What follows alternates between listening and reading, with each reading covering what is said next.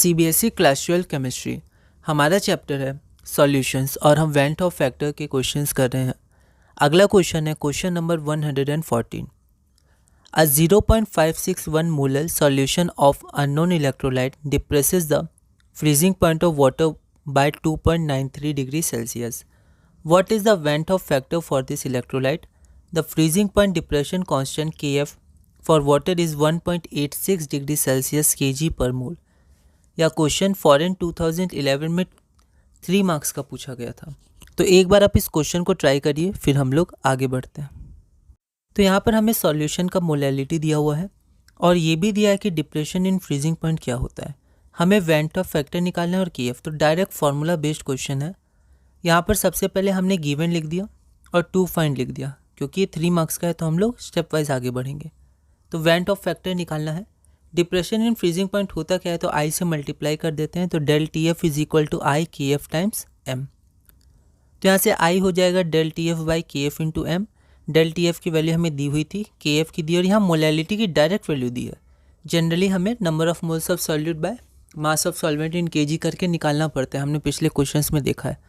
पर यहाँ डायरेक्ट हमें दिया, यहाँ लिख दिया हमने फ्रॉम गिवन, और हमारा आई आ गया 2.81। Therefore, the required Van't Hoff factor for the electrolyte is 2.81। अगला क्वेश्चन है question number 115। Phenol associates in benzene to a certain extent to form a dimer. तो फिनॉल बेंजीन में क्या होता है, एसोसिएट करता है, डाइमर बनाता है। A solution containing 20 gram of phenol in 1 kg of benzene has its freezing point lowered by 0.69 kelvin. Calculate the fraction of phenol that has dimerized. Kf for benzene is 5.1 kelvin kg per मोल। यह question 2011 में 3 marks का पूछा गया था। एक बार आप इस question को ट्राई करिए, फिर हम लोग आगे बढ़ते हैं। तो ये एक इंपॉर्टेंट क्वेश्चन है और ऐसे क्वेश्चंस हम लोग आगे भी करेंगे, ठीक है। तो इसको देखते हैं। सबसे पहले 3 मार्क्स का है तो अच्छे से हमने गिवन लिख दिया। मास m2 2 से रिप्रेजेंट करते हैं, सॉल्वेंट को 1 से, है ना। आप जिससे रिप्रेजेंट करेगा आप दिखा दीजिएगा। तो डेल टी एफ और के एफ हमें दिखाना है, निकालना है fraction of phenol that has dimerized. तो सबसे पहले डेल टी एफ हम लोग निकाले, ठीक है। डेल टी एफ हम लोग निकाले तो यहाँ पर आई हमने यूज़ नहीं किया अभी, है ना। डेल टी एफ का सिंपल फॉर्मूला होता है K F times M. M हो गया number of moles of solute by mass of solvent in K G.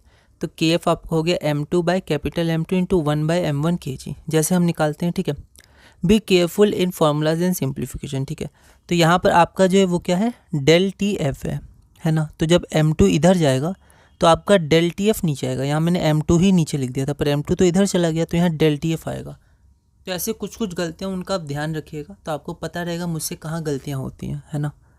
तो यहाँ पर इसको सॉल्व किया तो हमारा मास आ गया 147.82 ग्राम पर मोल, ठीक है। आगे बढ़ते हैं। ऑब्जर्व मॉलिक्यूलर मास, ठीक है। तो ये क्या हुआ, इसको ऑब्जर्व बोलते हैं। आपको ध्यान होगा तो आई की वैल्यू जो थी, जब हमने पहले थ्योरी में पढ़ा था और एनसीईआरटी में भी दिया है, वो क्या थी, ऑब्जर्व वैल्यू और कैलकुलेट वैल्यू, उनका रेशियो होता है, ठीक है। तो ऊपर होता था कैलकुलेटेड और नीचे होता था ऑब्जर्व्ड, है ना। तो इसको ध्यान रखना, ऊपर ऑब्जर्व्ड होता है कि कैलकुलेटेड। ऑब्जर्व्ड किसको बोलते हैं, एक्सपेरिमेंटल किसको बोलते हैं, ठीक है। तो ऑब्जर्व्ड या एक्सपेरिमेंट बोलते हैं जो हम लोग फार्मूला से निकालते हैं, जो एक्सपेरिमेंट करके निकाला जाता है, डेल टी एफ बराबर के एफ टाइम्स एम, है ना। तो ऑब्जर्व्ड इतना हो गया। उसके बाद मोलर मास, तो मोलर मास ऑफ फिनॉल हमारा कितना हो गया, तो मोलर मास आपका हो गया 94 ग्राम पर मोल।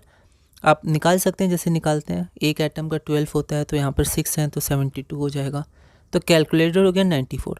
तो आई की वैल्यू होगी 94 बाई 147.8 टू 0.635। अब अप्रॉक्सीमेटली आप ले सकते हैं 0.64 पर, यहाँ पर आप इससे भी आगे बढ़ सकते हैं, ठीक है। अगर आप ये लेंगे तो आपको इससे आगे बढ़ना है, तो यहाँ 3 डेसिमल प्लेस तक मैंने लिया है। आप इसको भी लेके आगे बढ़ सकते हैं क्योंकि इसमें कैलकुलेशन थोड़ा ज़्यादा है, ठीक है। तो आप ये लेके भी आगे बढ़ सकते हैं, ठीक है। तो ये हो गया एक मेथड। लेकिन एक और मेथड है जो इससे आसान है, आप डायरेक्ट यहाँ पर आई लगा के आगे बढ़ जाइए। जैसे आप आई लगाएंगे तो इसको उधर भेज दीजिएगा और डायरेक्ट आ जाएगा, जो हमने मेथड पहले भी किया है। ये थोड़ा लेंदी मेथड है, पर एक अलग मेथड था, मैंने यहाँ लिख दिया है, ठीक है। इस मेथड से भी निकाल सकते हैं, वरना हम लोग जनरली अब इसी मेथड से आगे बढ़ेंगे। तो यहाँ से भी आई की वैल्यू 0.635 आ जाएगी, है ना। अब इसके बाद क्या करना है कि फिनॉल हम लोग को फ्रैक्शन पता करना है। तो ये इक्वेशन लिखते हैं, तो इसे आप ध्यान दीजिएगा।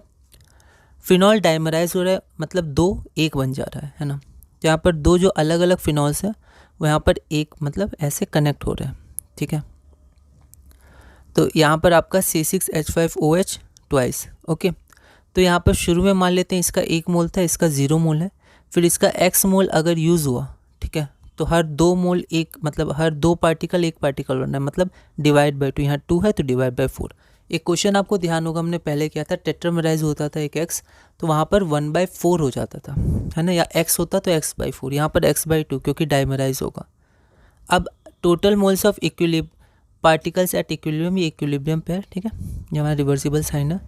तो यहाँ पर टोटल नंबर ऑफ पार्टिकल्स क्या हो गया, 1 - x/2, 1/x और x/2 दोनों को जोड़ दिया। अब I की होता क्या है, I होता है total moles of particle after association divided by total moles of particle before association. तो आफ्टर एसोसिएशन मतलब इक्विलिब्रियम पे इतना हो गया, बिफोर एसोसिएशन सिर्फ ये था तो 1, तो 1 - x/2/1 इक्वल टू 1 - x/2। उसके बाद यहाँ पर ये गलती होगी क्योंकि यहाँ पर हमें ध्यान से देखना है, ठीक है। यहाँ पर आपका जब ये प्लस होगा, है ना, तो यहाँ प्लस नहीं, ये माइनस हो जाएगा।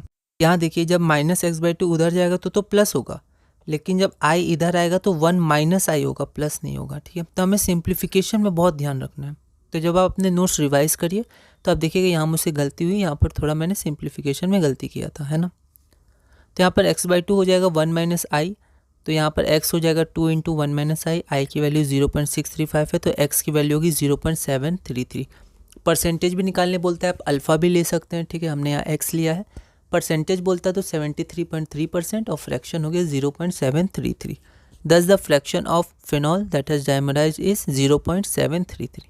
इंपॉर्टेंट क्वेश्चन है, इसे आप ध्यान रखिएगा, और ऐसे सिमिलर क्वेश्चन अभी हम लोग और करेंगे।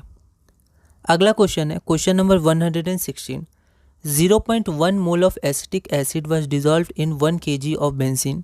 Depression in freezing point of benzene was determined to be 0.256। ठीक है, तो डिटरमाइन कितना किया गया, 0.256। What conclusion can you draw about the state of the solute in solution? तो state of the solution क्या है, तो एक अलग टाइप का क्वेश्चन, मतलब लैंग्वेज अलग है पर ये सिमिलर टाइप का है जो हमने अभी किया था। KF और बेंजीन दिया 5.12 केल्विन kg पर मोल। यह क्वेश्चन दिल्ली 2010 में 3 मार्क्स का पूछा गया था। एक बार आप इस क्वेश्चन को ट्राई करिएगा, अगली वीडियो में हम इसे सॉल्व करेंगे।